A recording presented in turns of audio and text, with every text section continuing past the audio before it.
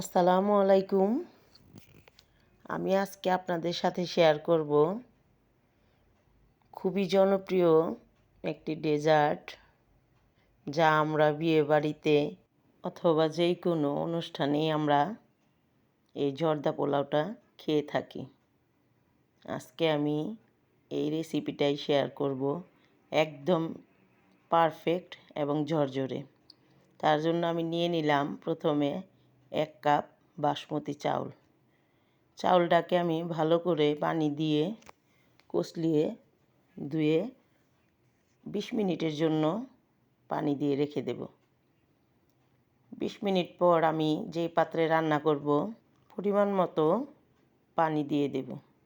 পানিটা একটু বেশিই দেব, যেন ভাতটা একদম ঝরঝরে হয়, আঠালো না হয়ে যায়। এখন আমি এইখানে দিয়ে দিলাম কয়েক টুকরা মালটার খোসা। এতে করে ফ্লেভারটা একটু ভালো আসবো। আর ভাতটা যখন এরকম ঝরঝরে হয়ে যাবে, তখন আমি পানি ঝরিয়ে ছাঁকনির সাহায্যে পানি ঝরিয়ে নেব। নেওয়া হয়ে গেলে একটা প্লেটে বা একটা ডিশে চাউলটাকে ঢেলে রেখে দেব, যেন ঝরঝরে থাকে, আঠালো না হয়ে যায়। এখন যে পাত্রে আমি রান্না করব ওই পাত্রে পরিমাণ মতো দিয়ে দিলাম ঘি, কয়েকটা দারুচিনি, আর সাথে দিয়ে দিলাম বাদাম আর কিশমিশ দিয়ে হালকা একটু ভেজে নেব, বেশি যেন না হয়ে যায়, নয়তো পুড়ে যাবে। এখন আমি এখানে দিয়ে দিলাম 1 কাপ পরিমাণ চিনি।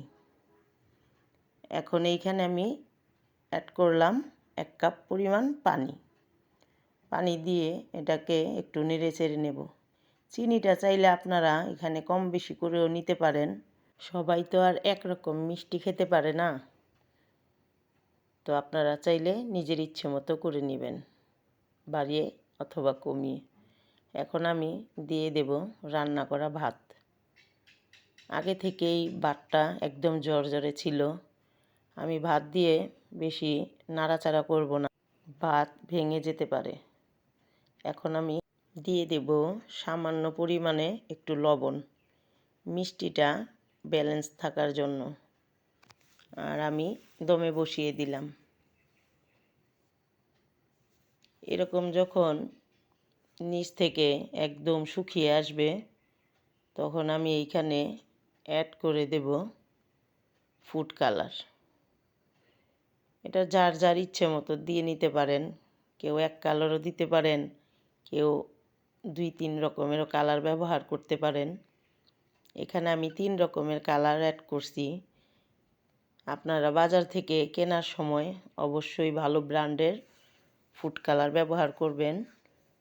আমার এইখানে সবুজ কালারের যে ফুড কালারটা ছিল, এটা একদমই ভালো ছিল না, যার কারণে কালারটা আসেনি। এখানে আমি দিয়ে দিলাম 1 চা চামচ পরিমাণ কেওড়া জল। কেওড়া জলটা দিয়ে ভালো করে মিশিয়ে নেব।